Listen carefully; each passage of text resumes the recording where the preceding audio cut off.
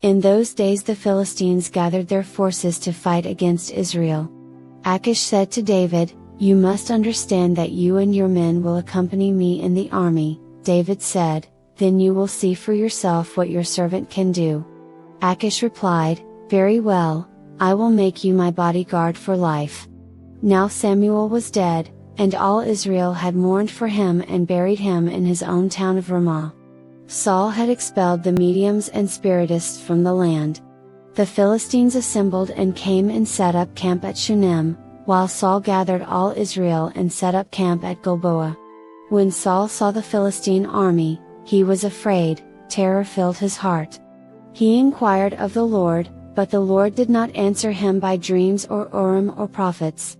Saul then said to his attendants, "Find me a woman who is a medium, so I may go and inquire of her." "There is one in Endor," they said. So Saul disguised himself, putting on other clothes, and at night he and 2 men went to the woman. "Consult a spirit for me," he said, "and bring up for me the one I name." But the woman said to him, "Surely you know what Saul has done. He has cut off the mediums and spiritists from the land. Why have you set a trap for my life to bring about my death?" Saul swore to her by the Lord, "As surely as the Lord lives, you will not be punished for this." Then the woman asked, "Whom shall I bring up for you?" "Bring up Samuel," he said. When the woman saw Samuel, she cried out at the top of her voice and said to Saul, "Why have you deceived me? You are Saul." The king said to her, "Don't be afraid. What do you see?" The woman said, "I see a ghostly figure coming up out of the earth." "What does he look like?" he asked. "An old man wearing a robe is coming up," she said. Then Saul knew it was Samuel, and he bowed down and prostrated himself with his face to the ground. Samuel said to Saul, "Why have you disturbed me by bringing me up?" "I am in great distress," Saul said. "The Philistines are fighting against me, and God has departed from me. He no longer answers me, either by prophets or by dreams. So I have called on you to tell me what to do." Samuel said, "Why do you consult me, now that the Lord has departed from you and become your enemy? The Lord has done what he predicted through me.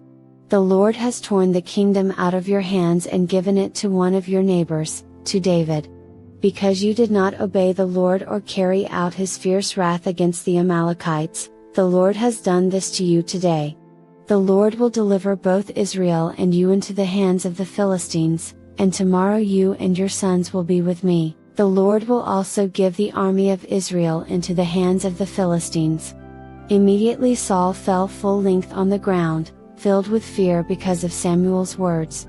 His strength was gone, for he had eaten nothing all that day and all that night. When the woman came to Saul and saw that he was greatly shaken, she said, "Look, your servant has obeyed you. I took my life in my hands and did what you told me to do. Now please listen to your servant and let me give you some food so you may eat and have the strength to go on your way." He refused and said, "I will not eat." But his men joined the woman in urging him, and he listened to them. He got up from the ground and sat on the couch. The woman had a fattened calf at the house, which she butchered at once. She took some flour, kneaded it and baked bread without yeast. Then she set it before Saul and his men, and they ate. That same night they got up and left. The Philistines gathered all their forces at Aphek, and Israel camped by the spring in Jezreel. As the Philistine rulers marched with their units of hundreds and thousands, David and his men were marching at the rear with Achish. The commanders of the Philistines asked, "What about these Hebrews?" Achish replied, "Is this not David, who was an officer of Saul king of Israel? He has already been with me for over a year, and from the day he left Saul until now, I have found no fault in him." But the Philistine commanders were angry with Achish and said, "Send the man back, that he may return to the place you assigned him. He must not go with us into battle, or he will turn against us during the fighting. How better could he regain his master's favor than by taking the heads of our own men? Isn't this the David they sang about in their dances, Saul has slain his thousands, and David his tens of thousands?" So Achish called David and said to him, "As surely as the Lord lives, you have been reliable, and I would be pleased to have you serve with me in the army. From the day you came to me until today, I have found no fault in you, but the rulers don't approve of you. Now turn back and go in peace, do nothing to displease the Philistine rulers." "But what have I done?" asked David. "What have you found against your servant from the day I came to you until now? Why can't I go and fight against the enemies of my lord the king?" Achish answered, "I know that you have been as pleasing in my eyes as an angel of God, nevertheless, the Philistine commanders have said, 'He must not go up with us into battle.' Now get up early, along with your master's servants who have come with you, and leave in the morning as soon as it is light." So David and his men got up early in the morning to go back to the land of the Philistines, and the Philistines went up to Jezreel. David and his men reached Ziklag on the third day. Now the Amalekites had raided the Negev and Ziklag. They had attacked Ziklag and burned it, and had taken captive the women and everyone else in it, both young and old. They killed none of them, but carried them off as they went on their way. When David and his men reached Ziklag, they found it destroyed by fire and their wives and sons and daughters taken captive. So David and his men wept aloud until they had no strength left to weep. David's 2 wives had been captured, Ahinoam of Jezreel and Abigail, the widow of Nabal of Carmel. David was greatly distressed because the men were talking of stoning him, each one was bitter in spirit because of his sons and daughters. But David found strength in the Lord his God. Then David said to Abiathar the priest, the son of Ahimelech, "Bring me the ephod."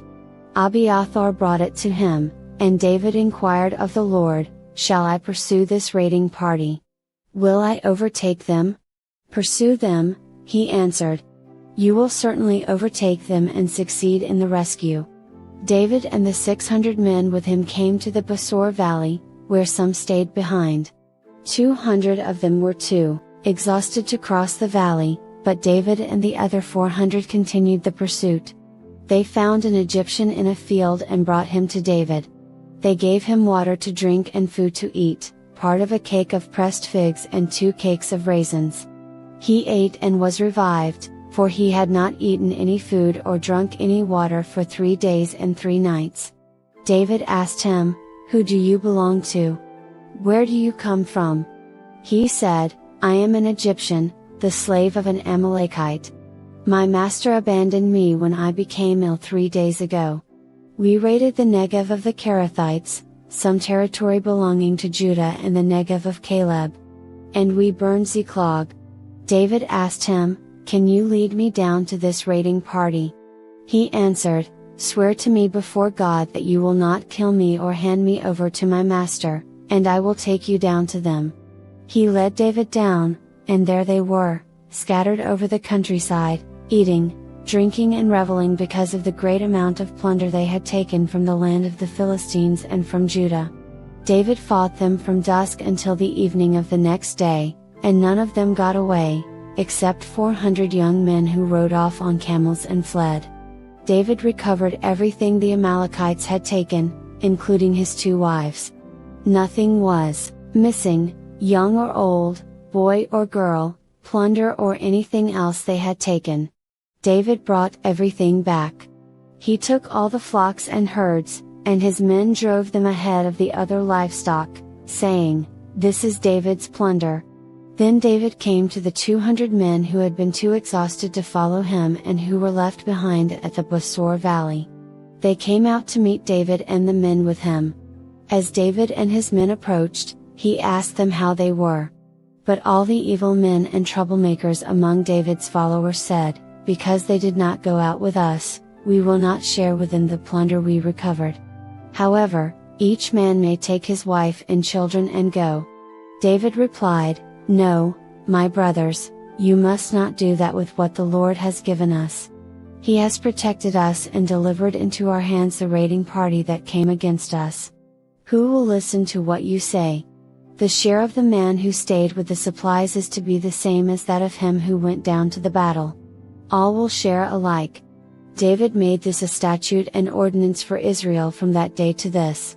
When David reached Ziklag, he sent some of the plunder to the elders of Judah, who were his friends, saying, "Here is a gift for you from the plunder of the Lord's enemies." David sent it to those who were in Bethel, Ramoth Negev and Jatir, to those in Aroer, Siphmoth, Eshtemoa and Rakel, to those in the towns of the Jerahmeelites and the Kenites, to those in Hormah, Borashan, Athak and Hebron, and to those in all the other places where he and his men had roamed. Now the Philistines fought against Israel, the Israelites fled before them, and many fell dead on Mount Gilboa. The Philistines were in hot pursuit of Saul and his sons, and they killed his sons Jonathan, Abinadab and Malchishua. The fighting grew fierce around Saul, and when the archers overtook him, they wounded him critically. Saul said to his armor-bearer, "Draw your sword and run me through, or these uncircumcised fellows will come and run me through and abuse me." But his armor-bearer was terrified and would not do it, so Saul took his own sword and fell on it. When the armor-bearer saw that Saul was dead, he too fell on his sword and died with him. So Saul and his 3 sons and his armor-bearer and all his men died together that same day. When the Israelites along the valley and those across the Jordan saw that the Israelite army had fled and that Saul and his sons had died, they abandoned their towns and fled. And the Philistines came and occupied them. The next day, when the Philistines came to strip the dead, they found Saul and his 3 sons fallen on Mount Gilboa. They cut off his head and stripped off his armor, and they sent messengers throughout the land of the Philistines to proclaim the news in the temple of their idols and among their people. They put his armor in the temple of the Ashtoreths and fastened his body to the wall of Beth-shan. When the people of Jabesh Gilead heard what the Philistines had done to Saul, all their valiant men marched through the night to Beth-shan. They took down the bodies of Saul and his sons from the wall of Beth-shan and went to Jabesh, where they burned them. Then they took their bones and buried them under a tamarisk tree at Jabesh, and they fasted 7 days.